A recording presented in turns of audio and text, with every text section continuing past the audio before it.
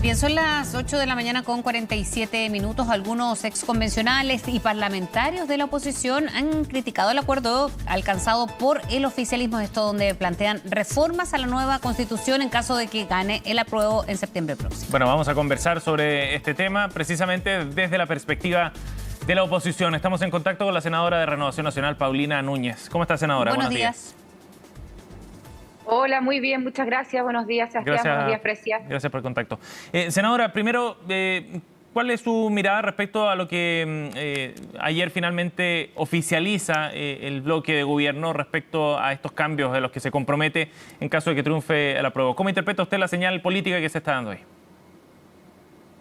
Bueno, lo primero es decir que queda con claridad que el texto es malo, que el texto tiene cuestiones muy complejas que evidentemente las personas están rechazando y por lo mismo hemos durante todo este tiempo participado de varios debates, de varios programas donde confrontamos las distintas miradas a propósito de la interpretación que hay de este borrador y, por ejemplo, se nos acusaba de que la propiedad estaba asegurada, pero ayer uno de los puntos que acordaron fue que esto quedara expresamente señalado dado que no había claridad en el texto. Me refiero específicamente a la vivienda digna en propiedad, indicación que se rechazó en esta última parte y por lo tanto, insisto, creo que lo primero que uno podría concluir, dado que hay un acuerdo para estar disponible a mejorar o a cambiar o a incorporar algunas cosas, es que no era tal cuando se decía que habían cuestiones seguras porque han tenido que garantizarlas en este acuerdo que han logrado.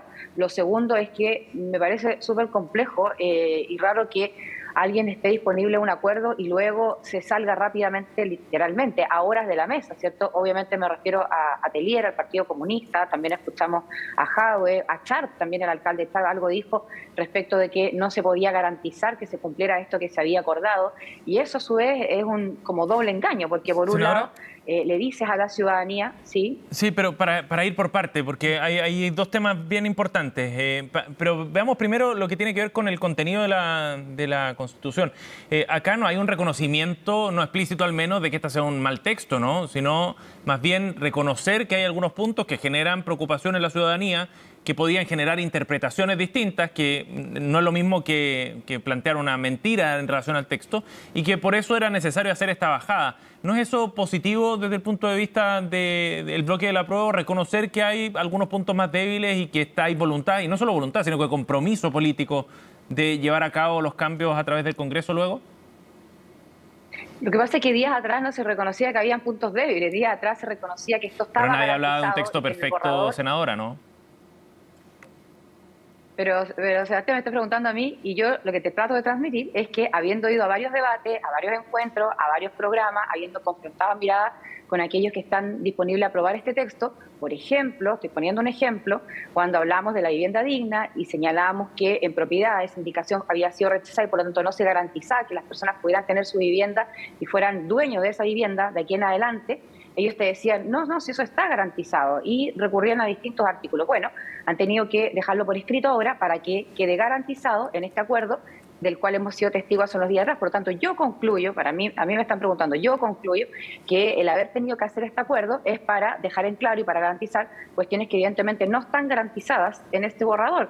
No es solo una cuestión de interpretación, no es solamente que nosotros, o yo en mi caso, cuando tuve que ir a estos debates, concluía que la propiedad no estaba garantizada. Al contrario, el hecho de que quedó establecido en este acuerdo, para mí al menos, es una muestra de que entonces el borrador, porque este otro acuerdo es un papel distinto y no respecto al cual nos tenemos que pronunciar el 4 de septiembre. El actual borrador no garantiza, por ejemplo, en propiedad una vivienda digna que eventualmente puedan adquirir personas el día de mañana, sobre todo a través de los subsidios sociales. Y además creo que en cuanto al contenido, es súper complejo que no haya habido un acuerdo respecto al sistema político. Solamente respecto a aquello dijeron, estamos disponibles a revisarlo. ¿Y por qué quiero marcar un punto? Porque obviamente que no hay país que sostenga mejoras en derechos sociales, mejoras en principios y garantías, si no tiene un buen sistema político. Yo creo que en el caso del sistema político, en el borrador que tenemos que votar el próximo 4 de septiembre, en el texto respecto al cual nos tenemos que pronunciar, una de las cuestiones que quedó más compleja es precisamente el sistema político respecto al cual quienes están por el apruebo no tienen un acuerdo. Es que es lo que defienden porque según en el mismo acuerdo el sistema político es más representativo al del actual y es por eso que se defendió, aunque nos decía planteaba el diputado Ibáñez más temprano, que claramente fue una discusión más larga, desde incluso cuando se empezó a discutir en la propia convención, pero que en definitiva se llegó al convencimiento de que el sistema político que está en el texto de la nueva Constitución tiene en algunos aspectos de más representatividad que el actual. Claro, ese es el argumento, ¿cierto?, de ello, en este caso del diputado. Y yo lo que digo es que, quedando a mi juicio, y puedo explicar un par de ejemplos, muy mal el sistema político en el texto que vamos a votar este próximo 4 de septiembre, en ese punto, desde quienes están por el apruebo no hay acuerdo. ¿Están disponibles a revisarlo? Bueno, evidentemente imagino que podrán ser parte de una conversación, ¿cierto? Pero no hay ánimo en ese caso, no hay una voluntad, no hay una garantía, como en otros puntos que sí establece el acuerdo, como el que acabamos de conversar a propósito de la propiedad, para no modificar, sino que para que se instale, si es que gane el apruebo, el sistema político que plantea este texto. Y yo quiero poner dos ejemplos respecto de aquello: la eliminación del Senado y, por lo tanto, un Congreso bicameral como el que hoy día tenemos, que pasa a ser, algunos le llaman, un bicameralismo, un unicameralismo asimétrico, o derechamente, ¿cierto?, lo que creo yo que está ocurriendo, un Congreso con una sola Cámara fortalecida, política, como sería el futuro Congreso de las Diputadas y los Diputados, y una Cámara de las regiones, que algunos lo plantean como homologar el Senado, cuando no va a ser así, porque no va a tener las mismas atribuciones ni siquiera dentro del proceso legislativo desde el punto de vista de la revisión, por ejemplo, de todas las leyes sin distingo, y también respecto de las autonomías que se dan en las propias regiones. Yo en este momento me encuentro en Tarapacá, en Iquique, soy representante de Antofagasta, hemos estado difundiendo este texto y obviamente que hay una cuestión que todo el mundo pregunta: ¿qué pasa respecto de la plurinacionalidad y estos territorios autónomos dentro de las propias regiones? Es decir, hay una cuestión que a mí me parece que podrían haber clarificado o garantizado respecto a cambios si llegara a ganar el apruebo, pero este tema que es tan relevante, como es un buen sistema político que fortalezca las instituciones, que avance en no solamente dar mayor representatividad, sino que estas funcione efectivamente, no se está garantizando, y por lo tanto no veo voluntad de que se cambie, al menos respecto al sistema político, en caso que gane el apruebo. Cuestiones como, para mí básicas, como un Congreso Nacional bicameral, o no tantos territorios con autonomía, sino que más fortalecimiento de las propias regiones. Senadora, usted planteaba también el punto de vista respecto a las declaraciones de Guillermo Tellier, que luego él trata de aclarar, diciendo que el Partido Comunista está efectivamente comprometido con llevar adelante estas modificaciones en caso de que llegue a ganar la opción del apruebo. Pero, ¿cómo interpreta usted la señal inicial? ¿Y cómo interpreta, además, desde el punto de vista de la cohesión del bloque oficialista, la propuesta que surgió ayer con este matiz que planteó en su momento Tellier y que replicaron otros también, ¿no? Porque hubo otros actores del Frente Amplio y del Partido Comunista que no estaban tan conformes con lo que ocurrió ayer?